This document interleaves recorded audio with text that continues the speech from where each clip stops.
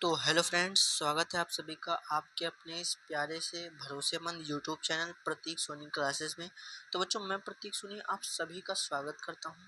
तो बच्चों, आज मैं क्लास 9th वाले बच्चों के लिए बालाजी प्रकाशन का अध्याय 2 वास्तविक संख्याओं की घातांक इस चैप्टर का एक्सरसाइज जो 2.1 है, ठीक है, अभ्यास प्रश्न 2.1 है, उनको मैं कराने जा रहा हूं। तो चलिए फिर आज की इस क्लास को शुरू करते हैं।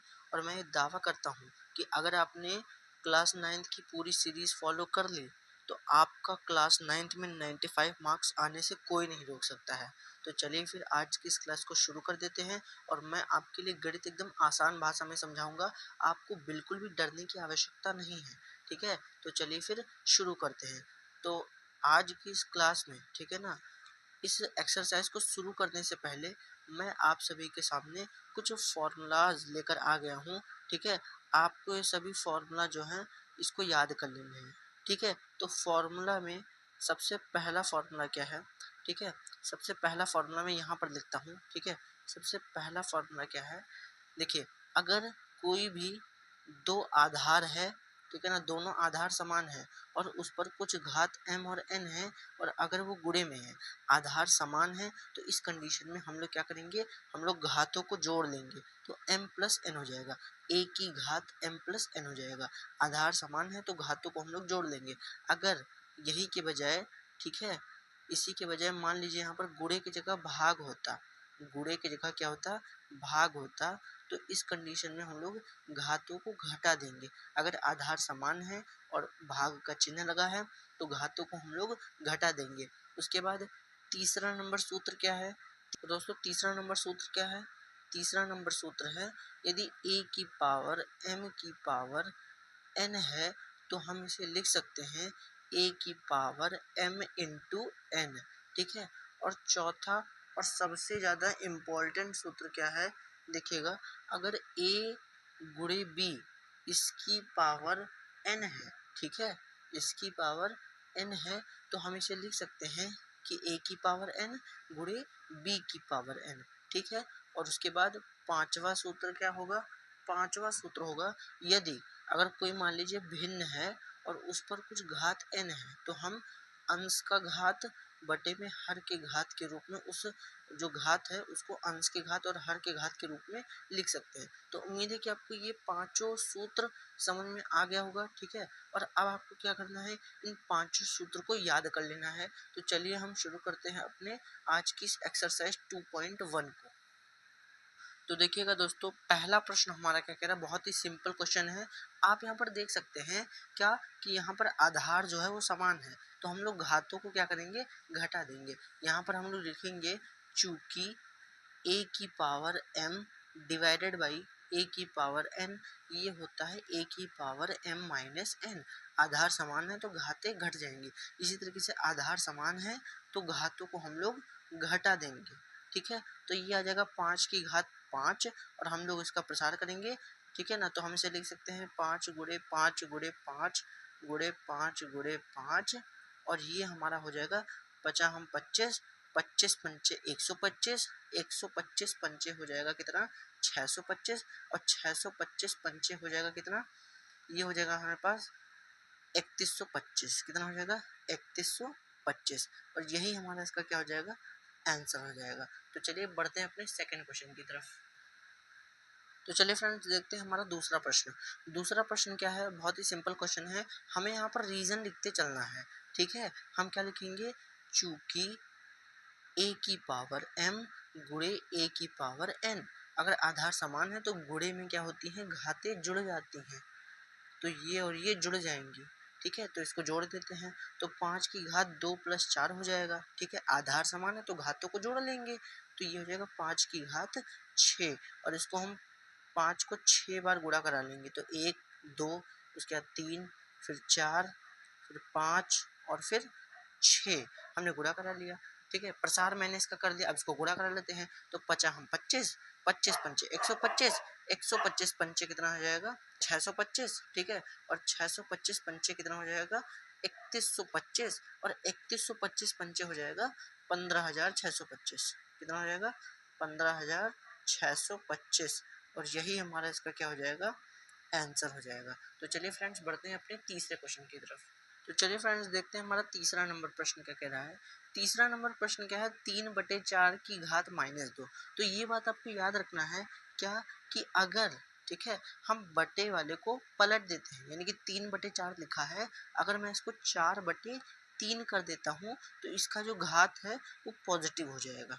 मैंने क्या समझाया कि अगर a/b की घात -n है, ठीक है, तो अगर मैं इसको पलटता हूँ तो b/a होगा, तो जो पावर है वो प्लस का हो जाएगा, ठीक है ना, जो -n था वो +n होगा। उसी तरीके से जब 3/4 है, मैंने इसको पलट कर 4/3 किया, ठीक है, भिन्न को पलटने पर जो इसकी पावर है वो क्या हो जाएगी, उसका भी चिन्ह बदल जाएगा, ठीक है ना। तो इस तरीके से मैंने आपको बता दिया है क्या, कि जब आप 3/4 को 4/3 लिखेंगे तो पावर पर जो भी, अगर प्लस का पावर होता तो माइनस हो जाता, माइनस का पावर होता तो प्लस हो जाता, तो पर माइनस था तो ये क्या हो गया, प्लस हो गया। और अब हम इसका प्रसार करते हैं, चलिए फिर इसका प्रसार करते हैं। तो देखिए फ्रेंड्स क्या था हमारा, 4/3, ठीक है, 4/3 इसका क्या था, पावर 3 था, तो इसको हम 3 बार लिख लेंगे, ठीक है ना। तो 4, ठीक है, 4 का क्यूब कितना हो जाएगा, 64 हो जाएगा, और 3 का क्यूब कितना हो जाएगा, 27, और यही हमारा इसका क्या हो जाएगा, आंसर। तो चलिए बढ़ते हैं अपने नेक्स्ट क्वेश्चन की तरफ। तो फ्रेंड्स देखते हैं कि हमारा नेक्स्ट क्वेश्चन क्या कह रहा है। क्वेश्चन नंबर 4 हमारे पास ये दे रखा है। अब देखिए 2/3 की पावर 2 है, इसको हम एज इट इज रहने देंगे, और यहाँ पर हम क्या करते हैं, इसको हम पलट देते हैं। तो जैसे 2/5 को हम पलटेंगे, ये 5/2 हो जाएगा, और पावर -3 था तो अब ये पावर +3 हो जाएगा, ठीक है। गुणे में 3/5 की पावर कितनी हो जाएगी, 2 हो जाएगी। अब मैं क्या करता हूँ, घात 2 बार है, इसका मतलब मैं इसको 2 बार गुणे में लिख सकता हूँ। तो 2/3 गुणे 2/3 गुणे लगाता हूँ, ठीक है। 5/2 की घात 3 है, तो इसको मैं 3 बार गुणा करा सकता हूँ। 5/2 गुणे 5/2 गुणे 5/2, ये वाला गुणे मैंने ये लगा दिया। 3/5 की घात 2 है, मतलब मैं इसको 2 बार गुणा करा सकता हूँ। 3/5 गुणे 3/5, क्लियर है। जितनी बार घात थी मैंने उतनी बार इसका प्रसार कर दिया, ठीक है। अब यहाँ पर आप देख सकते हैं कि इस 2 से ये 2 कट गया, और इस 2 से ये 2 कट गया। अंश वाला जो 2 है वो हर वाले 2 से कट गया, और अंश वाला जो 5 है वो हर वाला 5 से कट गया। इस 5 से ये 5, और इस 5 से ये 5 कट गया, ठीक है। अंश वाले 3 से हर वाला 3 कट गया, अंश वाले 3 से हर वाला 3 कट गया। बचा क्या, बचा हमारे पास 5/2, और यही हमारा इसका 5/2 जो है वो इसका आंसर हो जाएगा।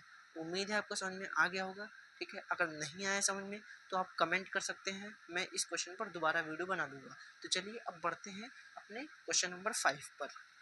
तो चलिए फ्रेंड्स देखते हैं अपने क्वेश्चन नंबर 5 की तरफ। क्वेश्चन नंबर 5 क्या कह रहा है, यदि 3 की घात 1/9 गुणे 3 की घात 2/9 गुणे 3 की घात 3/9 बराबर 9 की घात x है, तो x का मान हमें निकालना है, यानी कि हमें इस x का मान निकालना है। तो हम क्या करेंगे, देखिए सबसे पहले हमें दोनों पक्षों में आधार को इक्वल करना पड़ेगा, ठीक है। दोनों पक्षों में जब तक हम आधार को इक्वल नहीं करेंगे तब तक हमारा काम नहीं बनेगा। तो हम क्या करते हैं, हम दोनों पक्षों में क्या करते हैं, आधार को पहले इक्वल करते हैं। तो चलिए फिर देखिए कैसे करेंगे। सबसे पहले यहाँ पर आप देख सकते हैं कि तीनों आधार जो है इक्वल है। पहले तो मैं एक बार लिख लेता हूँ, 3 की घात 1/9 गुणे 3 की घात 2/9 गुणे 3 की घात 3/9, ये बराबर है 9 की घात x के। अब अगर मुझे दोनों तरफ आधार है, अगर मुझे बराबर करना है तो मैं क्या कर सकता हूँ, क्या मैं इसको 3 का वर्ग लिख सकता हूँ 9 को, जिससे कि 3 की घात 2x हो जाएगा, यानी कि 3 हमें पूरा आधार मिल जाएगा, और यहाँ से हम घात को तुलना कर लेंगे। तो मैं क्या करता हूँ, आप लोग देख सकते हैं आधार समान है तो घातों को मैं जोड़ सकता हूँ। 3 की घात 1/9, इसमें मैं जोड़ दूंगा 2/9, इसी में मैं जोड़ दूंगा 3/9। यहाँ पर आपको दिख रहा है तीनों आधार समान है, तो एक बार हम आधार लिखकर घातों को जोड़ देते हैं। तो 1/9 प्लस 2/9 प्लस 3/9, ये बराबर हो जाएगा 9 की घात x के, और 9 को मैं लिख सकता हूँ 3 की घात 2, और साथ में x है। अब देख सकते हैं यहाँ पर मैं इसको जोड़ लेता हूँ, तो ये कितना हो जाएगा, देखिए हर इसका सेम है तो अंश को हम डायरेक्टली जोड़ लेंगे। तो 1 और 2 3, 3 और 3 6, तो 6/9 आ जाएगा, ये बराबर हो जाएगा 3 की घात 2x के।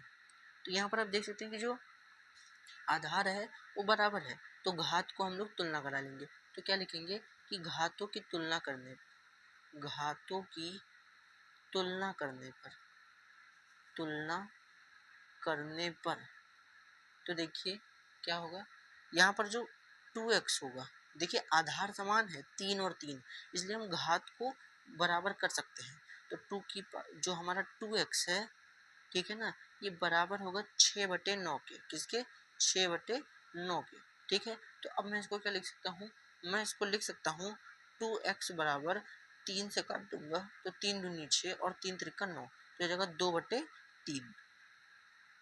अब यहाँ पर आप देख सकते हैं क्या कि यहाँ पर 2 से 2 भी कट रहा है, तो सीधे सीधे कुल मिलाकर यहाँ पर x बराबर कितना आ रहा है, 1/3 आ रहा है, और यही हमारी x की वैल्यू हो जाएगी, और यही हमारा क्या हो जाएगा, आंसर।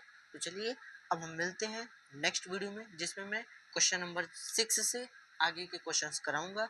तब तक के लिए आप लोग इन 5 क्वेश्चंस को प्रैक्टिस कीजिए और अपने प्रैक्टिस को इम्प्रूव कीजिए, और मेरे साथ पर डे वीडियो में ऐड होइए, और जितना क्वेश्चंस मैं कराता चलूँ उसको आप कंसिस्टेंसी के साथ प्रैक्टिस करते चलिए। और ये मैं दावे के साथ कह सकता हूँ, मात्र केवल मेरे वीडियो से आप पढ़कर 95+ मार्क्स मैथ्स में गेन कर सकते हैं। तो चलिए अब मिलते हैं नेक्स्ट वीडियो में, तब तक के लिए आप लोग प्रतीक सोनी क्लासेस चैनल को सब्सक्राइब कर लीजिएगा, ठीक है, ताकि ऐसे ही आपके एग्ज़ाम की तैयारी से रिलेटेड वीडियोस आप तक पहुंच सकें और आप अपने मंजिल को हासिल कर सकें। तो चलिए फिर मिलते हैं नेक्स्ट वीडियो में, तब तक के लिए स्वस्थ रहिए, मस्त रहिए और अपने पढ़ाई में व्यस्त रहिए। जय हिंद, जय भारत।